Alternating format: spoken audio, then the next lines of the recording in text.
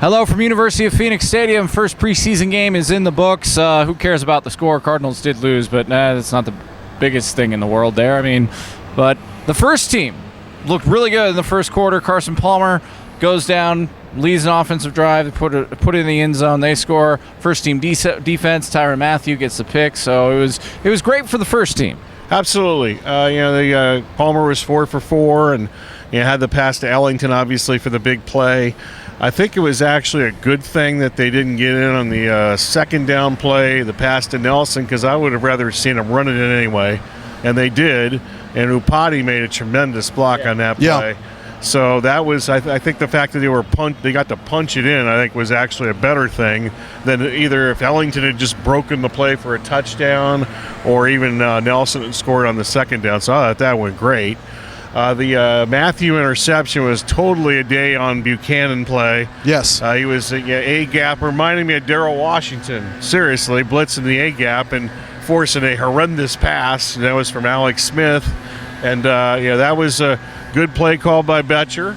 And that worked out perfectly for them. Yeah, couldn't have started the game any better.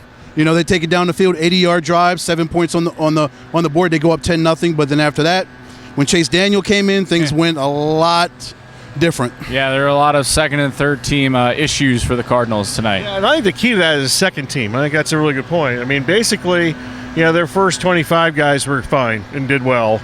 The other 65 got their asses handed to them and physically got beat up. And for the most part, with a few exceptions, which we'll get to here in a minute. But, I'm sure that was a bit disturbing. Yeah, and Bruce Arians mentioned that too in his postgame, talk about the bad tackling in the second half, which is a little bit expected kind of in the preseason. You got a lot of guys who aren't going to be on the roster in a couple weeks, but still not what you want to see, especially from the second team. Yeah, I don't think he expected that level of poor tackling and poor play defensively, what they got. You give up 31 unanswered points. He didn't want that to happen, but it happened. Yeah, and they got physically pushed around after that first unit left the field. So I think that's not necessarily just bad tackling. That's just they got their butts kicked. There was one good play, though, with the second and third teams. Ronnie Gunner getting that safety. He just blew up. That was a great play there. Yeah, I think there's actually three guys here that, Golden and Gunter, those guys look like they're playmakers. Yes, they're studs. Absolutely. Yeah. Golden had he ran right by a ball carrier who went for like 20 yards on one play, but his run contain is non-existent at this point. But we've talked about him the last couple of weeks. He's a guy that seemingly can make some plays, so I think he's going to be on the field. Also, you mentioned Gunter and the sack, and there were some other interesting little developments, I thought. For instance, Hughes, Shaughnessy, and Teamu all playing deep into the fourth quarter. That's not what you usually see from veteran players, or you don't see veteran players who you think are going to be a lock on the roster on the field in the fourth quarter. The Hughes thing was especially weird. It was like he was student body right or whatever. He either got the ball in some shape or form in like 7 out of 8 plays, and I don't know what's up with that. So I thought that was odd. Also, some guys that just had horrendous nights were Andre Kirk and Jimmy Legree. Jimmy Legree, yes. They were horrible.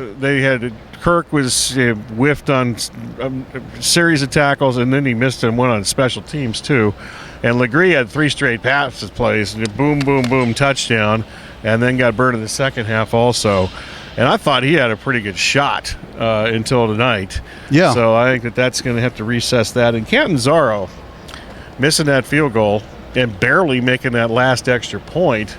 We've talked about him a little bit. I'm starting to be a little concerned about him. Yeah, entering, of course, his second season here in the NFL. The quarterbacks in the second half. We talked about this third quarterback battle a lot in this offseason and through training camp. Logan Thomas, Philip Sims, again, didn't really show much out there tonight. Yeah, I don't even know what their numbers were. I'll disagree with you on that. I don't know what their numbers. Go ahead. I know Philip Sims was 3 for 12 for 49 yards, but don't let the numbers fool you. I thought he looked good. I thought he had great escapability. A lot of the throws he made were under duress. That wasn't his fault. Well, I have a problem. I think he takes off before he has to a lot. Yeah, I saw that. Mhm. At least 4 or 5 times he should still be in the pocket, including True. the pass they missed for the touchdown. That should have just been an easy pitch. And there were a couple of catches his wide receiver should have brought in for him. Absolutely. That's not his fault. Absolutely. But, yeah, I don't know why. I think he's just kind of running out of the pocket for no reason a lot. And then the one down here should have been an easy pitch and catch, and he ran around and hit the guy in the leg, I guess. And maybe should have been caught, too. But still. The one to Harmon? Should have been, it should have been an easy touchdown. Just no reason to relieve the pocket at that point. Right. There was one to Moma should have caught. He's not going to be he's going to be on the Rattlers next year or something anyway, so whatever. So that'll wrap things up. You got more. It's not going to wrap things up. I got more. Two other quick things here. One, Glenn Carson wasn't in the game at all as a defensive player until the fourth quarter, and at linebacker. And this was a guy that was running first-team linebacker the week before last one. The first week of practice, he was pretty much the first-team guy alongside Minter. So that is something to pay attention to. And right tackle is another one. I thought Humphreys did a really good job. He played a lot. Did. Now, granted, he should be doing a good job because he's a first-round draft pick. And when he got in the game, for the most part, and the Chiefs had the ones out there that first drive that the Cardinals twos were out there. But for the most part, he's going against guys that are twos and probably going to be out of the league in a couple of weeks. But he did a nice job. He seemed to handle himself rather well. And Earl Watford played a little right tackle again tonight. Yeah.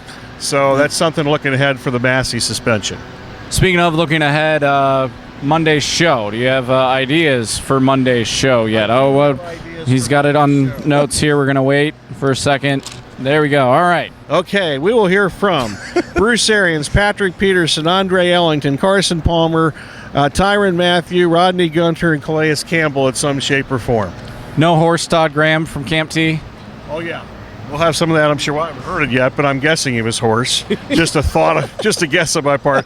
I got 2 guesses. 1, he's horse, and 2, it was a good Saturday. Yes. Yeah, so we'll see if that happens. Tune in to see if I'm right about those things. I'm sure you are.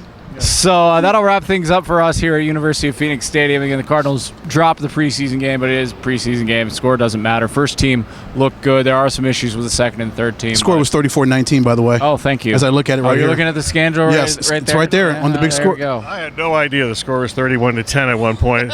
I just kind of looked up and went, whoa, 30, how'd that happen? That's how much I pay attention to sports. I did come up with like a list of things that should be banned during preseason games. We might have to get to that at some point. Yeah. So it's really exciting because right over here to our left would be Craig Fooey from Fooey 15 and Katie Rammel. So this is really exciting. we should go crash there. Probably not. No. Yeah. Not a good idea. Probably not. Okay. Downs marker right here too. That would have been a cool prop right here. So for Bob Kemp Shot of the Downs marker. and Ed Cole, we don't have a cameraman.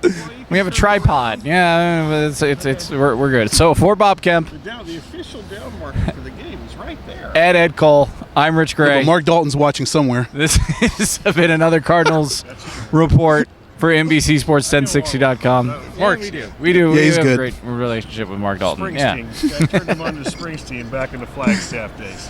His kid even likes Springsteen. So tune into more Cardinals coverage, NBCSports1060.com. We'll talk to you on Monday. Goodbye.